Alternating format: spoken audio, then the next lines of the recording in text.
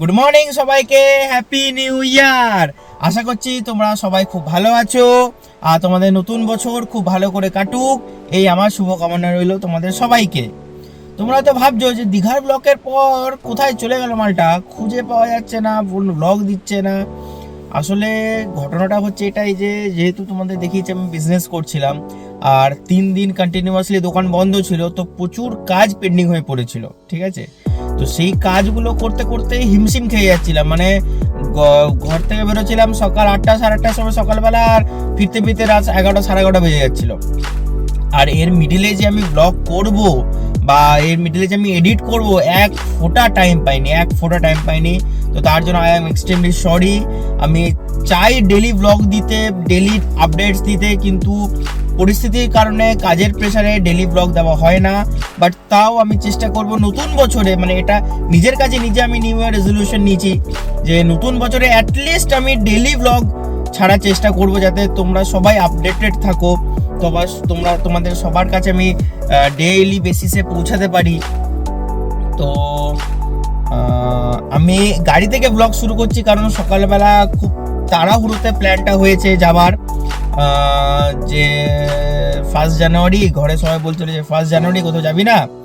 আমি চলো, কোথায় যাবে বলো। দিয়ে তখন বাবা বলছে যে কাছে পিঠের মধ্যে শুশুনিয়া পাহাড় আছে আমাদের বাঁকুড়াতে, তো ওটা ঘুরে আসি। বললাম ঠিক আছে চলো। তো আমি মানে কোনো প্রিপেয়ারই ছিলাম না, আমি ভেবেছিলাম যে ঘুমাবো, 9টা 10টার সময় ঘুম থেকে উঠবো, খাসির মাংস আনবো, খাবো দাবো, এনজয় করবো ওখানে, এটাই। কিন্তু সাডেনলি হঠাৎ 7টা সাড়ে 7টার সময় প্ল্যান হয় যে সবাই মিলে যাবো।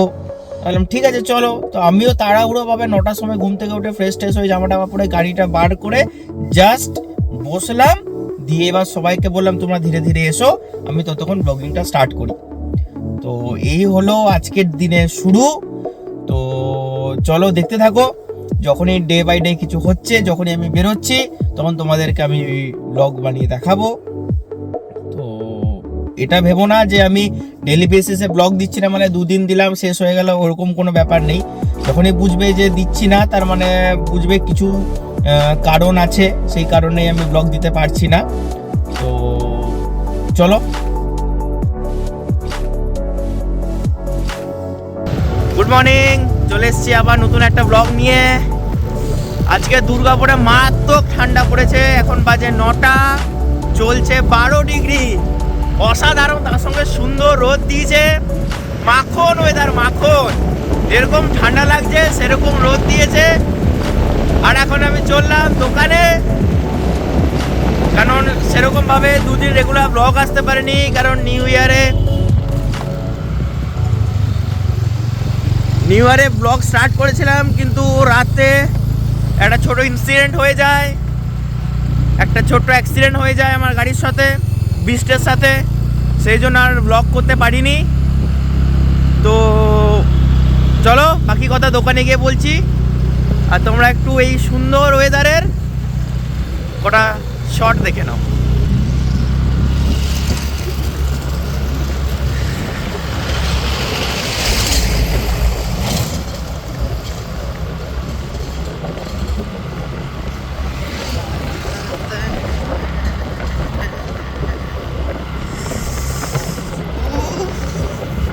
কাঁপায় দিচ্ছে।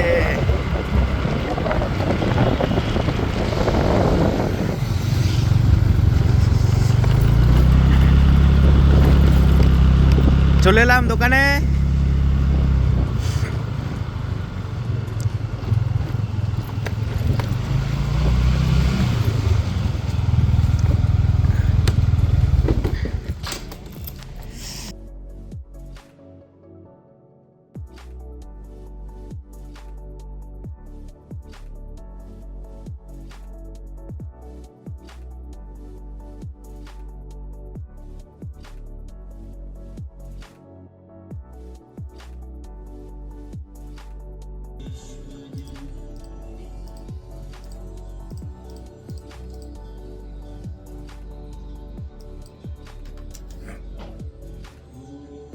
দেখো তো,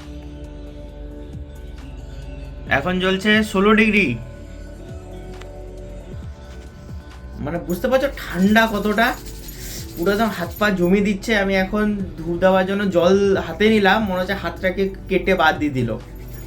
তো কালকের কথা আসি। কালকের কথায় হচ্ছে যে আমরা যখন কালকে তোমার শুশুনিয়া পাহাড় থেকে ফিরছিলাম, মানে তোমাদের বললাম লাস্ট ব্লগে যে আমরা এবার খাওয়া দাওয়া করতে বসবো। খাওয়া দাওয়া করে জাস্ট উঠেছি, তখনই আমার ফ্যামিলির একজন মেম্বার, মানে আমার বোনেরই একটু পায়ে মোচ চলে আসে। তো সেটা রেকর্ড করতে পারি, কারণ তাকে ইমিডিয়েট বেসিসে ওখানকার লোকাল হসপিটালে ভর্তি করতে হয়েছিল।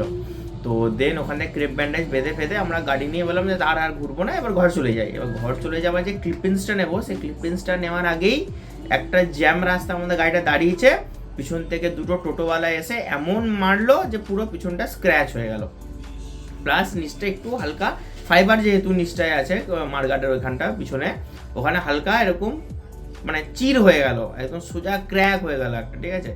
তো সেই নিয়ে তো আপসেট হয়ে পড়লাম।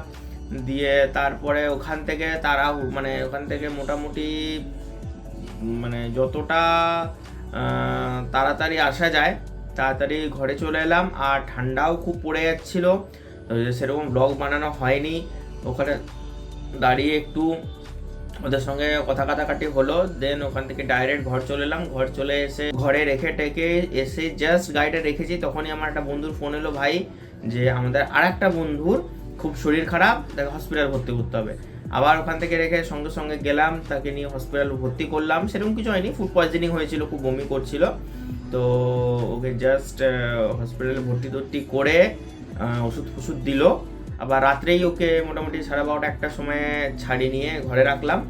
তো ঘরের লোক মানে ওর বলছিল যে আজকে রাতটা থাকুক, ডাক্তার বললো না এখানে থাকার কিছু নেই, যেহেতু বেড অকুপাইড করে লাভ নেই, আপনার চার্জেসটাও বেশি পড়বে, তাই আপনি নিয়ে চলে যান, কোনো সমস্যা নেই, সব কিছু ঠিক হবে। তো এখন অবধি কল করে দেখলাম যে সব কিছু ঠিকঠাকই আছে, সব কিছু স্টেবল আছে। 1 জানুয়ারিতেই এত কিছু হয়ে গেল। তো সেই জন্য আর ব্লগ বানানো হয়নি, কারণ ওই টাইমে আমার মনে হচ্ছিল না যে ব্লগিং মানে ভিডিওটা অন করি বলে, কারণ একটা হিউম্যানিটির ব্যাপার আছে। তো সেই কারণে আর ব্লগ অন করিনি। তো যাই বললাম ঠিক আছে, একদম ডাইরেক্ট সকাল থেকে শুরু করব আবার, ঠিক আছে, আমার অডিয়েন্সরা বুঝবে আমাকে। তো সেই করেই জাস্ট এখন ব্লগিং স্টার্ট। তো এই জাস্ট দোকান খুললাম, ঠিক আছে, বিভৎস ঠান্ডা তোমাদের বলছি আজকে। তো এখন অবধি সেরকম কোনো কাস্টমার নেই। কালকে রাতে একজন কাস্টমার এসেছিলেন প্রিন্ট আউটের জন্য, তো উনি জিনিসগুলো পাঠিয়েছেন বলে তারগুলোই প্রিন্ট আউট করে রাখলাম।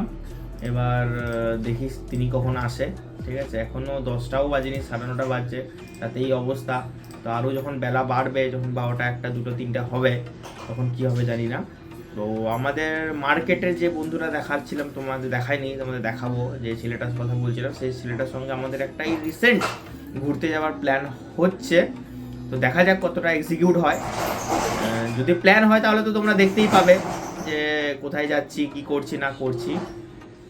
আর এই যে ব্যাকগ্রাউন্ডে সাউন্ডটা শুনতে পাচ্ছ, এটা আমার দোকানে সবসময়ই চলে, অল টাইমের জন্য, কারণ এটা শুনতে আমার খুব ভালো লাগে। আর এটাতে একটা পজিটিভ ভাইবসও ক্রিয়েট হয়, যাতে আমি নিজেকে কখনো লো ফিল না করি, সবসময় এনার্জেটিক থাকি। তো তোমরাও যদি চাও, তোমরাও কিন্তু এই যে লক্ষ্মী কুবের মন্ত্রটা আছে অবশ্যই শুনতে পারো। এমন নয় যে আমার বিজনেস আছে বলেই আমাকে লক্ষ্মী কুবের মন্ত্র শুনতে হবে, তোমরাও শুনতে পারো, কোনো ব্যাপার নেই এরকম।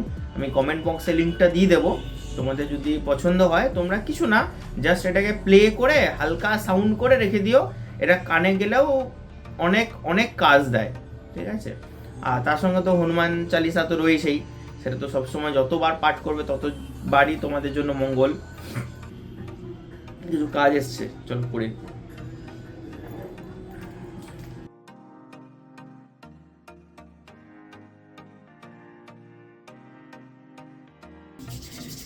এখন আবার কাজ করা শুরু করে দিয়েছি। এই যে একজন এসছে, হাই। তো এরই কাজ করছি, একটু তোমরা দাঁড়াও, কাজটা করে আবার ফিরছি।